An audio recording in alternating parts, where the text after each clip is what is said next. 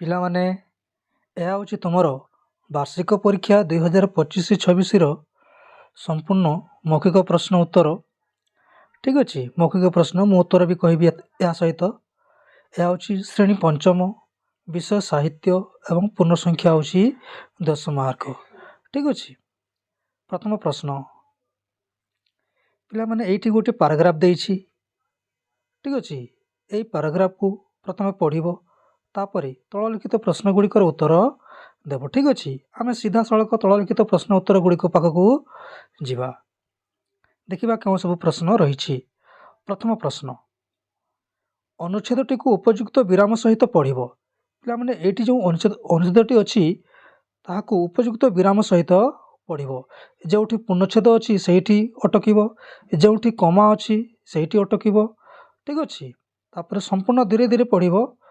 ଠିକ୍ ଅଛି, ତରବରିଆ ହେବାର କୌଣସି ଆବଶ୍ୟକତା ନାହିଁ, ତେବେ ଯେ ଏହାର ସମ୍ପୂର୍ଣ୍ଣ ମାର୍କ ମିଳିବ। ଠିକ୍ ଅଛି, ପରବର୍ତ୍ତୀ ପ୍ରଶ୍ନ ଅଛି,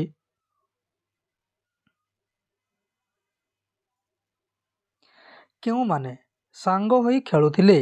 ପିଲାମାନେ, କେଉଁମାନେ ସାଙ୍ଗ ହୋଇ ଖେଳୁଥିଲେ? ଏଠାରେ ଉତ୍ତର ଅଛି ଗୁଣ୍ଡୁଚି ମୂଷା ଓ ଗଧିଆ। ଗୁଣ୍ଡୁଚି ମୂଷା ଓ ଗଧିଆ। ଠିକ୍ ଅଛି, ପରବର୍ତ୍ତୀ ପ୍ରଶ୍ନ ଅଛି, ଗୁଣ୍ଡୁଚି ମୂଷା କାହିଁକି ପାଣିରେ ପଡ଼ିଗଲା? ଅତି ସୁନ୍ଦର। ପିଲାମାନେ, ଏହାର ଉତ୍ତରରେ ତୁମେ କହିବ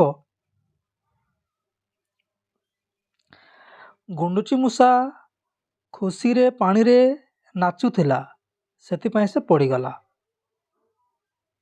ଠିକ୍ ଅଛି, ତାପରେ ପରବର୍ତ୍ତୀ ପ୍ରଶ୍ନ ଅଛି, ଗଧିଆ ଆସି ତାକୁ ବଞ୍ଚାଇଲା। ଏଠାରେ ତାକୁ କହିଲେ କାହାକୁ ବୁଝାଉଛି? ଏଠାରେ ତାକୁ କହିଲେ ଗୁଣ୍ଡୁଚି ମୂଷାକୁ ବୁଝାଉଛି। ଠିକ୍ ଅଛି, ପରବର୍ତ୍ତୀ ପ୍ରଶ୍ନ ଅଛି, ଜଙ୍ଗଲ ସ୍ଥାନରେ ତୁମେ ଆଉ କେଉଁ ଶବ୍ଦ ବ୍ୟବହାର କରିପାରିବ? ପିଲାମାନେ, ଜଙ୍ଗଲର ଗୋଟେ ପ୍ରତିଶବ୍ଦ ତୁମେ ଲେଖିପାରିବ ବଣ କିମ୍ବା ବନ ଲେଖିପାରିବ। ଠିକ୍ ଅଛି, ତାପରେ ପରବର୍ତ୍ତୀ ପ୍ରଶ୍ନ ଅଛି, ଏହି ଗପରୁ ତୁମେ କ'ଣ ଶିଖିଲ? ଏହି ଗପରୁ ତୁମେ କ'ଣ ଶିଖିଲ? ପିଲାମାନେ, ଏଠାରେ ତୁମେ ସମ୍ପୂର୍ଣ୍ଣ ଉତ୍ତର କହିବ। ପିଲାମାନେ, ଏଠାରେ ତୁମେ କହିବ ଯେ ବିପଦର ବନ୍ଧୁ ହିଁ ପ୍ରକୃତ ବନ୍ଧୁ। ଠିକ୍ ଅଛି, ବିପଦର ବନ୍ଧୁ ହିଁ ପ୍ରକୃତ ବନ୍ଧୁ। ଆମେ ଏହି ଶିକ୍ଷା ଏଠାରେ ପାଇଲେ। ଠିକ୍ ଅଛି, ପରବର୍ତ୍ତୀ ପ୍ରଶ୍ନ ଦେଖିବା। ପିଲାମାନେ, ଏଇଠି ପ୍ରଶ୍ନ ଅଛି, ଚିତ୍ର ଦେଖ ଓ ନିମ୍ନ ପ୍ରଶ୍ନ ଗୁଡ଼ିକର ଉତ୍ତର କୁହ। ଠିକ୍ ଅଛି, ଏହି ଚିତ୍ର ଦେଖିବ ଓ ତଳଲିଖିତ ପ୍ରଶ୍ନ ଗୁଡ଼ିକର ଉତ୍ତର ଦେବ। ଆମେ ସିଧାସଳଖ ପ୍ରଶ୍ନ ଗୁଡ଼ିକର ଉତ୍ତର ପାଖକୁ ଯିବା। ଠିକ୍ ଅଛି, ଦେଖିବା ପ୍ରଥମ ପ୍ରଶ୍ନ କ'ଣ ଅଛି।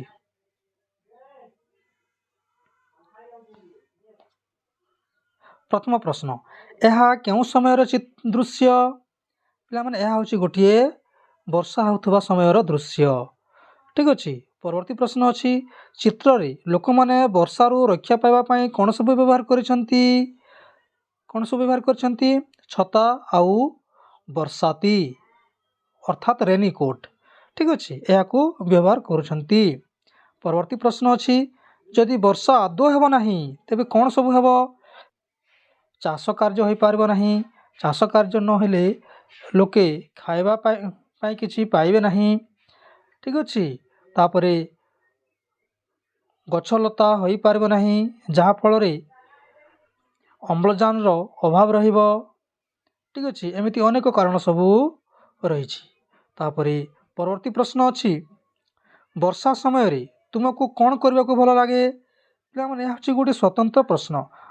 ଯିଏ ଯେଉଁ ଉତ୍ତର ଦେଲେ ବି ଠିକ୍ ହେବ। କେହି କହିବେ ଯେ ମୁଁ ଡଙ୍ଗା ପ୍ରସ୍ତୁତି କରି ପାଣିରେ ଖେଳିବି, କେହି କହିବେ ମୁଁ ବର୍ଷାରେ ଡେଇଁ ଡେଇଁ ଗାଧୋଇବି, ଆଉ କେହି କହିବେ ମୁଁ ବର୍ଷା ଛିଞ୍ଚିକିରି ଖେଳିବାକୁ ଭଲ ଲାଗେ। ଏମିତି ବିଭିନ୍ନ ପ୍ରକାର ଉତ୍ତର ହୋଇପାରେ ପିଲାମାନେ। ଠିକ୍ ଅଛି, ତାପରେ ଦେଖିବା ପରବର୍ତ୍ତୀ ପ୍ରଶ୍ନ। ଏହା ହେଉଛି ପିଲାମାନେ ଇଂରେଜୀ ଆନ୍ୟୁଆଲ୍ ଏକ୍ଜାମିନେସନ୍ 2025 and 26। ଠିକ୍ ଅଛି, ଏହା ହେଉଛି ଓରାଲ୍ ଟେଷ୍ଟ, କ୍ଲାସ୍ ହେଉଛି ଭି ଇଂଲିଶ ସବଜେକ୍ଟ। ଠିକ୍ ଅଛି, ପୂର୍ଣ୍ଣ ମାର୍କ ହେଉଛି FM 10। ଦେଖିବା ପ୍ରଶ୍ନ କ'ଣ ଅଛି। ସେକ୍ସନ୍ ଏ ପ୍ରଶ୍ନ ଅଛି, ଆନ୍ସର୍ ଦ ଫଲୋଇଂ କ୍ୱେଶ୍ଚନ୍ସ। ତ तललिखित प्रश्न गुड़िकर उत्तर दियो। प्रथम प्रश्न अच्छी what is the name of our national flower, आमर राष्ट्रीय फूलर नाम कौन? तुम्हें कहब लोटस, लोटस कहब। ठीक अच्छे। तापर परवर्ती प्रश्न अच्छी how many days are there in a week, गोटे सप्ताह केतोटी दिन? तुम लिखब 7 डेज। कौन कहब 7 डेज कहब। ठीक अच्छे। तापर परवर्ती प्रश्न अच्छी what is your favourite colour, पे तुमर प्रिय रंग कौन? जे जो रंग कहले भी चलो। ठीक अच्छे। कहीं कहब ब्लैक, कहीं कहब येलो, कई जने कहब रेड, कई जने कहब पिंक इत्यादि। ठीक अच्छे। तापर परवर्ती प्रश्न देखिबा सेक्शन बी। सेक्शन बी प्रथम प्रश्न अच्छी आंसर द फॉलोइंग क्वेश्चन, तललिखित प्रश्न गुड़िकर उत्तर दियो। ठीक अच्छे। प्रथम प्रश्न अच्छी how many members are there in your family, तुम परिवार रे केते जण सभ्य अछंती?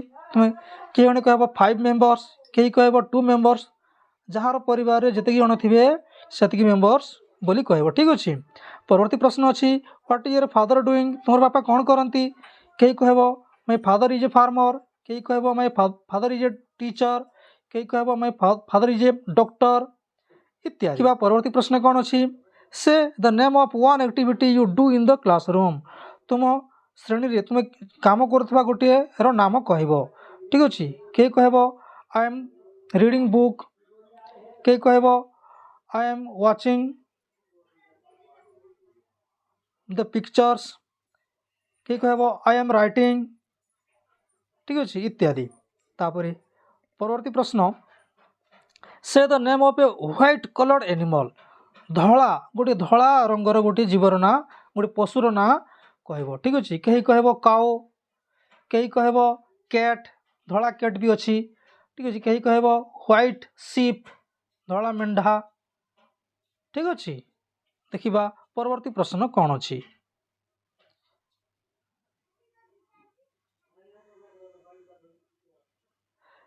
Section C. प्रश्न अच्छी listen carefully and do as directed, पे मैंने यहाँ तुमर सार कि मैडम कहे तुम ताको एक्शन माध्यम देखाइब। ठीक अच्छे। से कहे क्लैप योर हैंड्स, कहले तुम ताली मार। तापर परवर्ती वाक्य अच्छी टच योर फीट,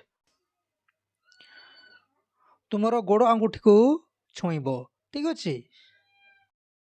तापर परवर्ती प्रश्न अच्छी draw a line on the black board, कलापटारे गोटे लाइन गोटे गारटीए टाणब। ठीक अच्छे। वार्षिक परीक्षा 2025-26 मौखिक परीक्षा श्रेणी हूँ पंचम, विषय हूँ गणित, पूर्ण संख्या हूँ 10 मार्क। ठीक अच्छे। देखिबा प्रथम प्रश्न कौन अच्छी। प्रथम प्रश्न अच्छी मोट रे केतोटी एक अंक विशिष्ट संख्या अच्छी, तुम कहब 9टी। ठीक अच्छे। परवर्ती प्रश्न अच्छी 1 डजन कदली कहले केतोटी कदली, तुम कहब 12टी। ठीक अच्छे। परवर्ती प्रश्न अच्छी जोगफल करी कह 0.7 प्लस 0.3 समान केते हेब, एठी हेब 1, तुम कहब 1। ठीक अच्छे। तुमको तुमर सार कार्ड देखाई करी ए सबू पचारे। ठीक अच्छे। परवर्ती प्रश्न भुवनेश्वर ठारू पुरीर दूरता को क्यों एकक प्रकाश करने सुविधाजनक हुए, तुम कहब किलोमीटर। कौन कहब किलोमीटर। रीना 2 किलोग्राम चाउल और 750 ग्राम डाली दुकान आणिला, तेबे से केते ग्राम रो सामग्री दुकान आणिला, केते ग्राम देछि पिला माने एठी किलोग्राम आउ ग्राम देछि, संपूर्ण तुम्हें ग्राम करी करी कहब। ठीक अच्छे। एठी हेब 2750 ग्राम, 2750 ग्राम कहब। ठीक अच्छे। परवर्ती प्रश्न अच्छी 45 टंकारु 10 जनक मध्य समान भाव में बांटी देले प्रत्येक केते टंका पाइबे, 45 टंकारु 10 जनक मध्य समान भाव में बांटी देले प्रत्येक केते टंका पाइबे, पे यार उत्तर तुम कहब 4 टंका 50 पैसा, 4 टंका 50 पैसा लेखाएं पाइबे। ठीक अच्छे। परवर्ती प्रश्न अच्छी ପିଲାମାନେ ଏଇଠି ଅଛି କାର୍ଯ୍ୟ ଆରମ୍ଭର ଗୋଟିଏ ଘଣ୍ଟା ଅଛି ଏବଂ କାର୍ଯ୍ୟ ଶେଷରେ ଗୋଟିଏ ଘଣ୍ଟା ଅଛି। କାର୍ଯ୍ୟ ଆରମ୍ଭରେ ହୋଇଛି 9 ବାଜିଛି ଏବଂ କାର୍ଯ୍ୟ ଶେଷ ହେଲା ବେଳକୁ 9:30 ବାଜିଛି। ଅର୍ଥାତ୍ କେତେ ସମୟ କାର୍ଯ୍ୟ ହୋଇଛି? 30 ମିନିଟ୍। ତୁମେ କହିବ 30 ମିନିଟ୍ ବା ଅଧଘଣ୍ଟା। ଠିକ୍ ଅଛି। ପରବର୍ତ୍ତୀ ପ୍ରଶ୍ନ, 2024 ମସିହାର ଦିନ ସଂଖ୍ୟା କେତେ? 2024 ମସିହାର ଦିନ ସଂଖ୍ୟା ହେଉଛି 365 ଦିନ। 365 ଦିନ। ଠିକ୍ ଅଛି। ପରବର୍ତ୍ତୀ ପ୍ରଶ୍ନ ଅଛି, 1 ଡଜନ କଦଳୀର ଦାମ 50 ଟଙ୍କା ହେଲେ 6ଟି କଦଳୀର ଦାମ କେତେ ଟଙ୍କା? ପିଲାମାନେ 1 ଡଜନ ଅର୍ଥାତ୍ 12ଟି କଦଳୀର 50 ଟଙ୍କା, କିନ୍ତୁ 6ଟି କଦଳୀ କେତେ ହେବ? ତାର ଅଧା ଅର୍ଥାତ୍ 25 ଟଙ୍କା ହେବ। ଠିକ୍ ଅଛି। 25 ଟଙ୍କା ହେବ କହିବ। ଠିକ୍ ଅଛି। ପରବର୍ତ୍ତୀ ପ୍ରଶ୍ନ ଅଛି, କୌଣସି ସଂଖ୍ୟାର ବୃହତ୍ତମ ଗୁଣନୀୟକ କିଏ? କୌଣସି ସଂଖ୍ୟାର ବୃହତ୍ତମ ଗୁଣନୀୟକ ହେଉଛି ନିଜେ ସେହି ସଂଖ୍ୟା। କ'ଣ କହିବ? ନିଜେ ସେହି ସଂଖ୍ୟା। ଠିକ୍ ଅଛି। ପରବର୍ତ୍ତୀ ପ୍ରଶ୍ନ ଦେଖିବା, ଏହା ହେଉଛି ପିଲାମାନେ ବାର୍ଷିକ ପରୀକ୍ଷା ମୌଖିକ ପ୍ରଶ୍ନ ଶ୍ରେଣୀ ପଞ୍ଚମ, ବିଷୟ ହେଉଛି ପରିବେଶ ଅଧ୍ୟୟନ ବିଜ୍ଞାନ। ଠିକ୍ ଅଛି। ଦେଖିବା ପ୍ରଥମ ପ୍ରଶ୍ନ କ'ଣ ଅଛି। ସବୁଜ ଡଷ୍ଟବିନ୍ରେ କେଉଁ ପ୍ରକାର ଆବର୍ଜନା ପକାଇବା? ସବୁଜ ଡଷ୍ଟବିନ୍ରେ କେଉଁ ପ୍ରକାର ଆବର୍ଜନା ପକାଯାଏ? ପିଲାମାନେ ତୁମେ କହିବ ଓଦା ଆବର୍ଜନା। କ'ଣ କହିବ? ଓଦା ଆବର୍ଜନା। ତାପରେ ପରବର୍ତ୍ତୀ ପ୍ରଶ୍ନ ଅଛି, ତୁମ ଘରେ ବ୍ୟବହାର ହେଉଥିବା ଗୋଟିଏ ଆଲୁମିନିୟମ ଜିନିଷର ନାମ କୁହ। ତୁମେ କହିବ ଗଞ୍ଜ, ଡେକ୍ଚି, କଡ଼େଇ ଇତ୍ୟାଦି କହିବ। ଠିକ୍ ଅଛି। ପରବର୍ତ୍ତୀ ପ୍ରଶ୍ନ, ତୁମ ଅଞ୍ଚଳରେ ବାୟୁ ଦୂଷିତ ହେବାର ଗୋଟିଏ କାରଣ କୁହ। ଗୋଟିଏ କାରଣ କହିବ ପିଲାମାନେ। କ'ଣ କହିବ? ଇଟା ଭାଟି ପୋଡ଼ାଇବା, କିମ୍ବା ତୁମେ କହିବ ବିଭିନ୍ନ କଳକାରଖାନା ଚାଲୁ ରଖିବା, ତାପରେ ଯାଇ ବାୟୁ ଦୂଷିତ ହୋଇଥାଏ। ଠିକ୍ ଅଛି। ପରବର୍ତ୍ତୀ ପ୍ରଶ୍ନ ଅଛି, ବାୟୁରେ କେଉଁ ଗ୍ୟାସ୍ ଖୁବ୍ କମ୍ ପରିମାଣରେ ଅଛି? କେଉଁ ଗ୍ୟାସ୍ ଅଛି? ଅଙ୍ଗାରକାମ୍ଳ। କ'ଣ କହିବ? ଅଙ୍ଗାରକାମ୍ଳ। ଠିକ୍ ଅଛି। ପରବର୍ତ୍ତୀ ପ୍ରଶ୍ନ ଅଛି,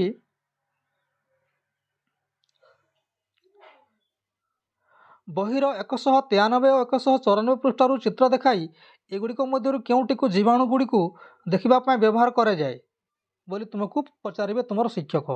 ତୁମର ଉତ୍ତରରେ ତୁମେ କହିବ ଅଣୁବୀକ୍ଷଣ ଯନ୍ତ୍ର। କ'ଣ କହିବ? ଅଣୁବୀକ୍ଷଣ ଯନ୍ତ୍ର। ଠିକ୍ ଅଛି। ପରବର୍ତ୍ତୀ ପ୍ରଶ୍ନ ଦେଖିବା,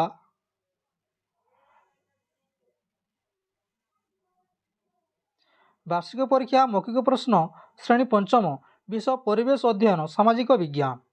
ଠିକ୍ ଅଛି। ଦେଖିବା ପ୍ରଥମ ପ୍ରଶ୍ନ କ'ଣ ଅଛି।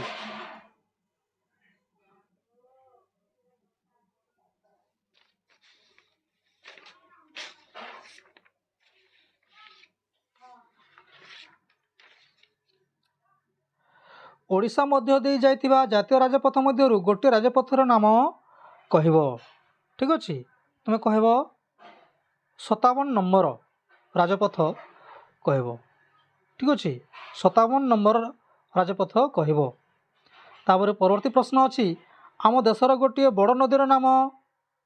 ତୁମେ କହିବ ଗଙ୍ଗା, କିମ୍ବା କହିପାରିବ ଯମୁନା, କିମ୍ବା କହିବ ମହାନଦୀ। ଠିକ୍ ଅଛି। ପରବର୍ତ୍ତୀ ପ୍ରଶ୍ନ ଅଛି, ତୁମ ବିଦ୍ୟାଳୟର ପ୍ରଧାନ ଶିକ୍ଷକ କରୁଥିବା କାର୍ଯ୍ୟ ମଧ୍ୟରୁ ଗୋଟିଏ କାର୍ଯ୍ୟ କ'ଣ? କହିବ ପିଲାମାନେ। ତୁମେ କହିବ ମଧ୍ୟାହ୍ନ ଭୋଜନ ତଦାରଖ କରନ୍ତି। ଠିକ୍ ଅଛି। ନାମ ଲେଖାଇବା କାର୍ଯ୍ୟ କରନ୍ତି। ତାପରେ ଉପସ୍ଥାନ ନିଅନ୍ତି। ଯେକୌଣସି ଗୋଟିଏ କାର୍ଯ୍ୟ କହିବ। ପରବର୍ତ୍ତୀ ପ୍ରଶ୍ନ ଅଛି, ପୁରୀଠାରେ ବେଶୀ ଗରମ ବା ଶୀତ ଅନୁଭୂତ ହୁଏ ନାହିଁ, କାହିଁକି? ତୁମେ କହିବ ପିଲାମାନେ ଯେ ପୁରୀ ସହର ସମୁଦ୍ର କୂଳରେ ଅବସ୍ଥିତ ଥିବାରୁ ଏଠାରେ ବେଶୀ ଶୀତ କିମ୍ବା ଗରମ ଅନୁଭୂତ ହୁଏ ନାହିଁ। ଠିକ୍ ଅଛି। ପରବର୍ତ୍ତୀ ପ୍ରଶ୍ନ ଅଛି, ଗ୍ଲୋବରେ କର୍କଟ କ୍ରାନ୍ତିକୁ ଚିହ୍ନଟ କର। ପିଲାମାନେ ତୁମକୁ ଦେଖାଇବେ ଗ୍ଲୋବ୍ ଏବଂ ଏଇଠି କର୍କଟ କ୍ରାନ୍ତି କେଉଁଠି ଅଛି? ପିଲାମାନେ ମୁଁ ସ୍କ୍ରିନ୍ରେ ଏହାର ସମ୍ପୂର୍ଣ୍ଣ ଚିତ୍ର ଦେଇଛି, ତୁମେ ଦେଖିବ, ମନେ ରଖିଥିବ ଏବଂ ତୁମେ କ୍ଲାସ୍ରେ ଅଥବା ସେ ପରୀକ୍ଷା ସେଣ୍ଟରରେ ତୁମ ଶିକ୍ଷକଙ୍କୁ ଦେଖାଇ ପାରିବ। ଠିକ୍ ଅଛି। ଧନ୍ୟବାଦ।